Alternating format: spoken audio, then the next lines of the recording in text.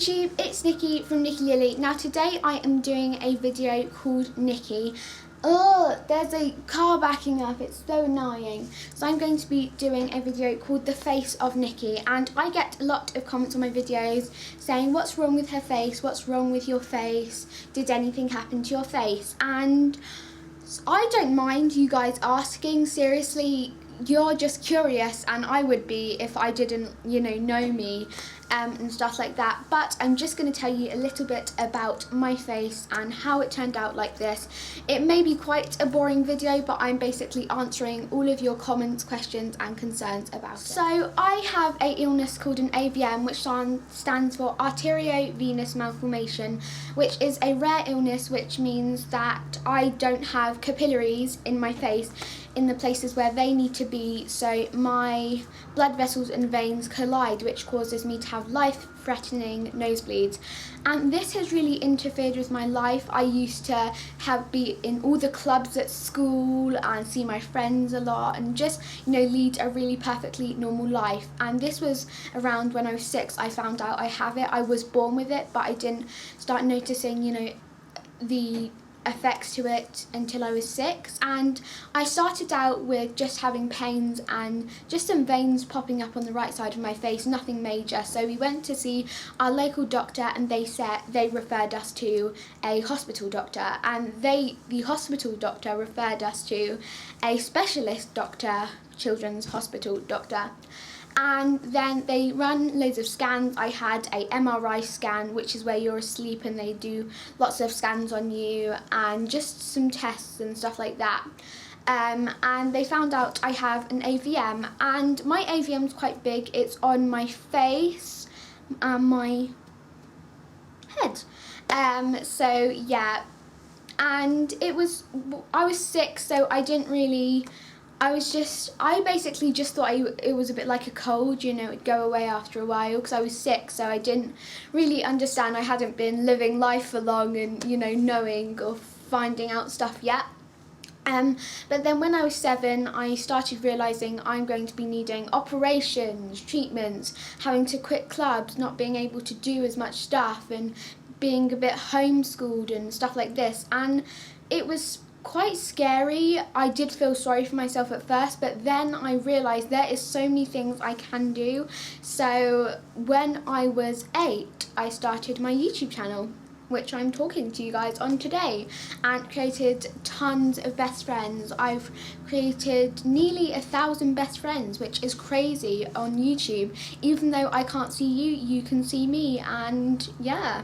So you've just become my good big old best friends, and that's been a massive confidence booster, because I was really unconfident. I used to look at myself in the mirror and think, where have I gone?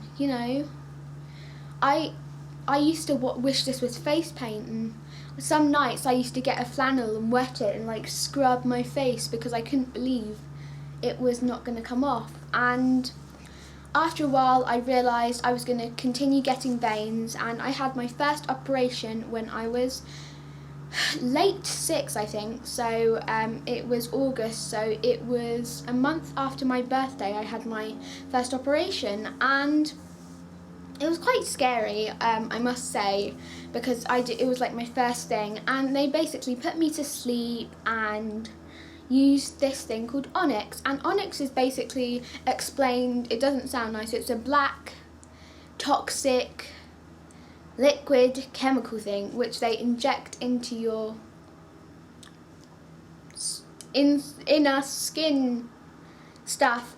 So they injected it into my inner face, I guess, which basically was meant to try and block off some blood vessels so that the veins and blood vessels wouldn't collide, so it basically create a wall so that the blood vessels were there and the veins were there and they wouldn't collide together. And so I had my first one with that, and that turned out really well.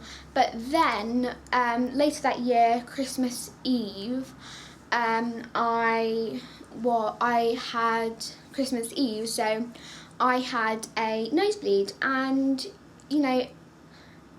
it wasn't like any other nosebleeds I've ever had, because I was having nosebleeds before that, but you know, everyone has nosebleeds, and we knew them nosebleeds were from my AVM, but this one was different. This is a bit of a gory story, guys, so click off if you don't want to hear the gory details. But blood started coming down from my nose out to my throat, because your nose and your throat are connected, so it was going down the back of my nose and out through my throat.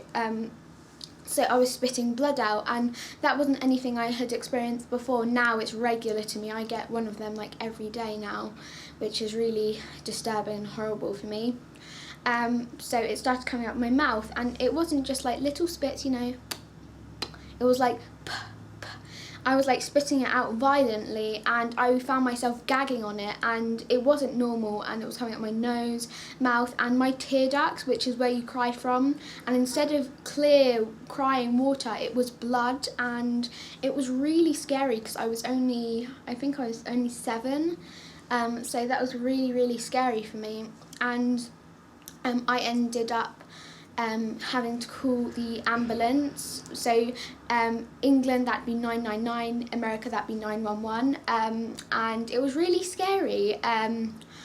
So yeah, I got to the hospital, and they gave me a intravenous line, which was basically they put me on a drip basically, because I was really dehydrated after that, and yeah, it was really horrible. But the doctor said, because it was Christmas Eve, he wanted to send me home, so he sent me home with a drip in my arm and a pack up my nose, which is basically absorbent sponge that you keep up your nose. So Christmas Day, it was really traumatizing, because the pack was causing a lot of trauma to my head and making me have really bad headaches. So that was a horrible 2011 Christmas Day and Eve spent.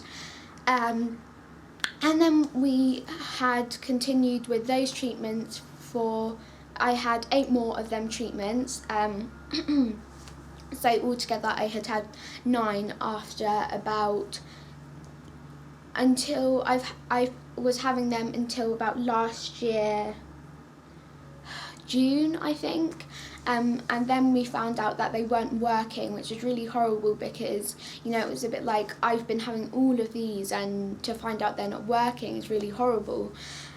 So yeah, but then we did some research and found this doctor called Dr. Yates, and he does operations using alcohol, ethanol basically, and he does his treatments in Denver, Colorado. So now we fly to Denver, Colorado for the treatment, and we wish it was in England. We wish it was somewhere closer, maybe Ireland, just somewhere closer to home, but it's not. And you know, at first I was like, I don't want this to happen.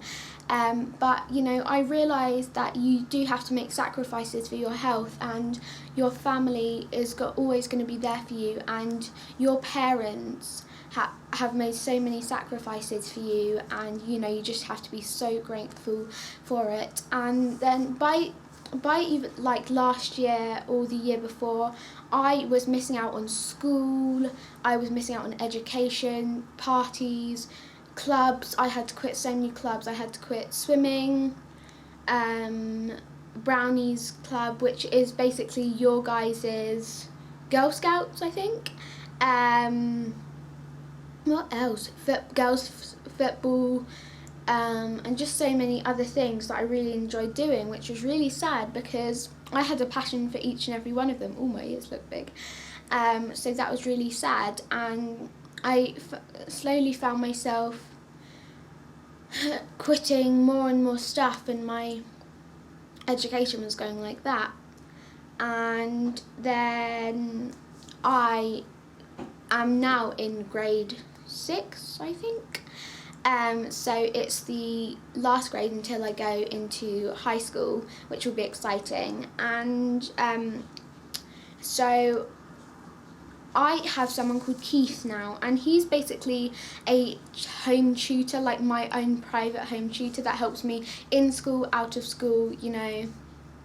a lot, and Keith's been a massive help. He's made my levels go up just so quickly, and I wouldn't be here like talking in this good science definition if it wasn't for Keith, because he teaches me in the way that you want to learn, and that's really, really hard for some people to do, because just some kids just don't want to learn, and I was one of those kids because I thought I was, really stupid. And when you think you're not good at something, you don't try because you just think, it's not going to make a difference. And Keith made me believe in myself and, really try, and I'm moving up a maths level, which is really, exciting for me, and I wouldn't have been able to do it without Keith. So yeah, you've just got to believe in yourself and believe you can do it. I continually get commented on my face like, oh, she doesn't look nice. What happened? Did you fall over? You're ugly. Loads of different comments, and I don't let them get to me. There's going to be that one person that says something, and then there'll be those 9 people that say something lovely. Focus on the happy things, not the sad things, because in life, if you just focus on the negatives, you're not going to enjoy life. You can either be negative and just not enjoy life, or you can be positive and block out all the negativity in your life and live a lovely, healthy, joyful and happy life. I've still got a lot to do. I've got another operation coming up soon. When I film this, I will be having another operation in 2 days. So yeah, and I fly to Denver every other month, so quite a lot, and I miss out on school and stuff. But just know that if you believe in yourself and really try hard and block out all the negativity in your life, you will lead a happy life, and that's all you really need to know. My name's Nikki. I hope you like my story and it helped you guys understand a bit more about me.